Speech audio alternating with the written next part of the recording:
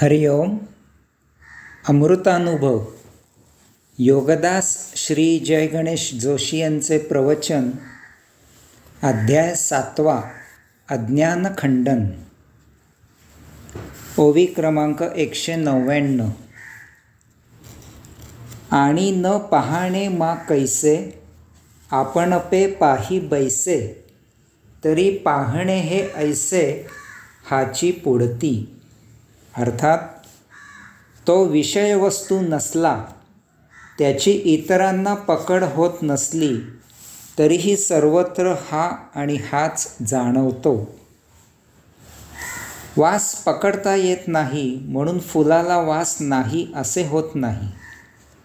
चव पकडता येत नाही म्हणून रसाला चव नाही असे होत नाही. तेज पकडता येत नाही म्हणून सूर्याला तेज नाही असे होत नाही. माणुसकी पकडता येत नाही म्हणून माणसात माणुसकी नाही असे म्हणता येत नाही. चैतन्य पकडता येत नाही म्हणून देहात चैतन्य नाही असे होत नाही. याचप्रमाणे आत्मपरब्रह्म स्वतःचा स्वतः विषय वस्तू नसले, त्याची पकड इतरांना होत नसली म्हणून ते नाही असे होत नाही. तो निश्चितच आहे. यामुळे तो भक्तिमार्गे किंवा सांख्यमार्गे साक्षात्कारित होतो.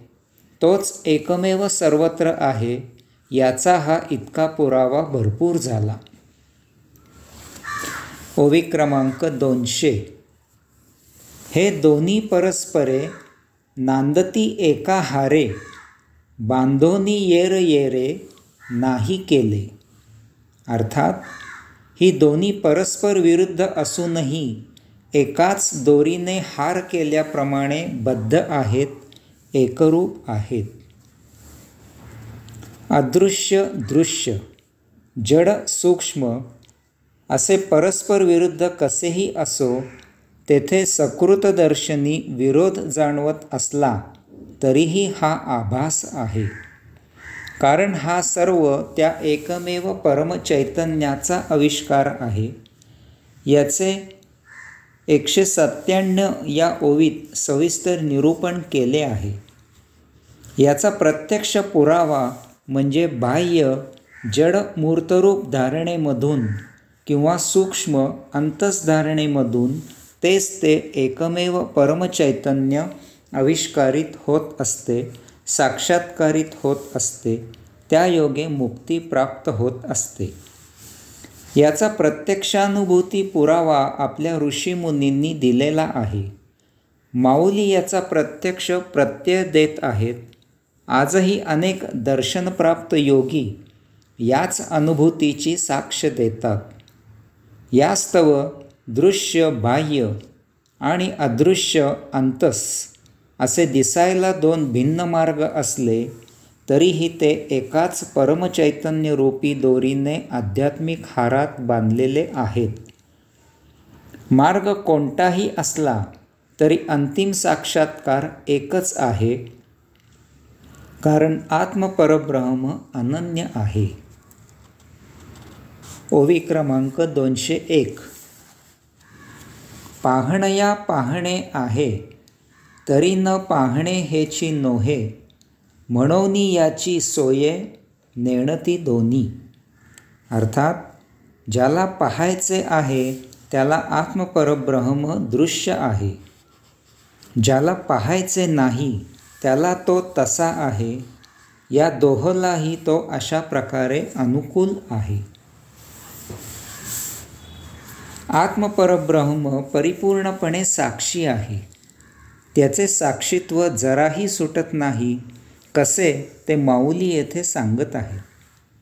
माऊली म्हणतात की ज्याला आत्मपरब्रह्माची अनुभूती घ्यायची आहे, ज्याला त्याचे ते दिव्य दर्शन घ्यायचे आहे, ज्याला साक्षात्कारित व्हायचे आहे, त्याला आत्मपरब्रह्म दृश्य आहे. मग असा जडदृश्यामधून भक्तिमार्गे किंवा सूक्ष्म अदृश्यामधून सांख्यमार्गे असा कसाही त्याची यात्रा करू शकतो, अशाला आत्मपरब्रह्म सहजच साक्षात्कारित होते. तथापि ज्याला आत्मपरब्रह्म पाहायचे नाही त्याला आत्मपरब्रह्म कदापिही दृश्य होत नाही, ते साक्षी राहते. तथापि अप्रत्यक्षपणे अशाला अध्यात्माच्या मार्गी येण्यासाठी आत्मपरब्रह्म उद्युक्त करते, त्याला तसा इशारा देते, त्याला जागे करते, सावध करते.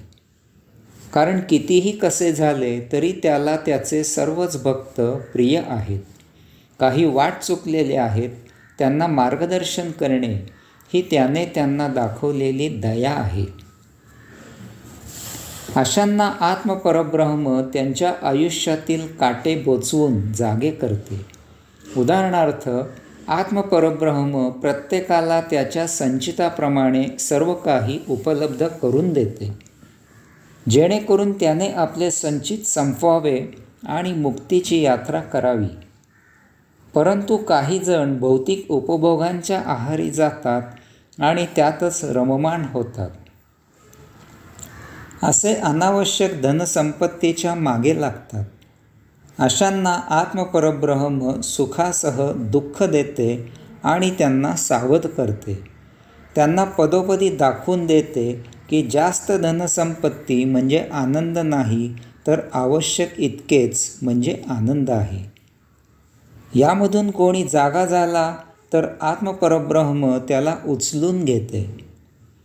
परंतु जो जागा होत नाही किंवा जागा असून झोपेचे सोंग घेतो त्याला आत्मपरब्रह्म साक्षी राहते.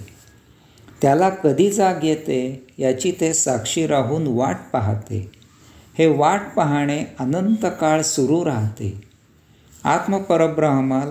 आत्मपरब्रह्माला जराही घाई नाही. अशा प्रकारे आत्मपरब्रह्म त्याच्याजवळ तसे आहे.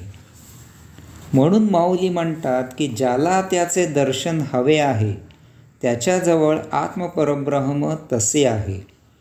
ज्याला त्याच्याकडे पाठ फिरवायची आहे त्याच्याजवळ आत्मपरब्रह्म तसे आहे. ते या दोघांनाही अनुकूल आहे. त्यांच्यावर ते जराही जबरदस्ती करत नाही. जे जो इच्छील ते त्याला ते देते. आत्मपरब्रह्म परिपूर्णपणे साक्षी आहे. त्याचे साक्षीत्व जराही सुटत नाही. ओवी क्रमांक 202. एवं पाहणे न पाहणे चोरोनिया असणे, ना पाहे तरी कोणे काय पाहिले. अर्थात अशा प्रकारे आत्मपरब्रह्माला पाहणे किंवा न पाहणे असे कसेही असले तरी तो जेथे आहे तेथेच सदा अबाधित आहे. त्याला ज्यांनी पाहिले नाही त्यांनी मग काय पाहिले. माऊली पहा कसे आत्मपरब्रह्माची सत्य ओळख त्याला न पाहणाऱ्यांना सहजच करून देत आहेत. माऊली सांगतात की जरी कोणी त्याचे दर्शन घेतले किंवा कोणी त्याचे दर्शन घेतले नाही तरी त्याच्यात काहीही फरक होत नाही. कारण पाहणाऱ्यासाठी तो जसा जेथे आहे तसा तेथेच असतो. त्याचप्रमाणे जो पाहत नाही त्याच्यासाठीही तो जेथे असतो तेथेच असतो. त्याच्यात कधीही काहीही बदल होत नाही, फरक होत नाही. तो सदा अबाधित आहे. आता माऊली याचा आधार घेऊन आत्मपरब्रह्माबद्दल एक महान सत्य सांगतात की ज्यांनी त्याचे दर्शन घेतले ते पावन झाले, साक्षात्कारित झाले, मुक्तीचे यात्रेकरू झाले. याचप्रमाणे ज्यांनी त्याचे दर्शन घेतले नाही त्यांनीही त्याचे दर्शन घेतले, कारण त्यांनी इतरत्र जे जे काही पाहिले त्यातही केवळ तो आणि फक्त तोच आहे. त्यांनी जरी भौतिक वस्तुजगत पाहिले तरीही त्यातही सदा सर्वत्र तो आणि तोच आहे.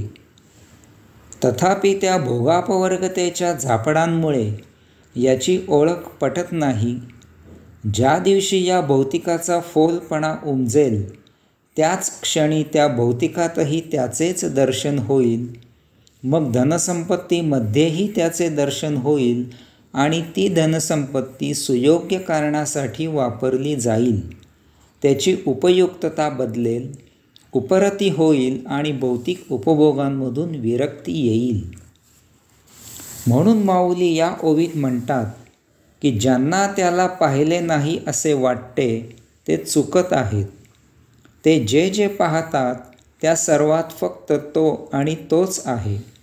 यामुळे ते जेव्हा काहीही पाहतात त्यात ते त्यालाच पाहतात, अन्य काही ते पाहत नाहीत. फक्त पाहूनही त्यांना त्याची ओळख अज्ञानामुळे पटत नाही. हरिओम.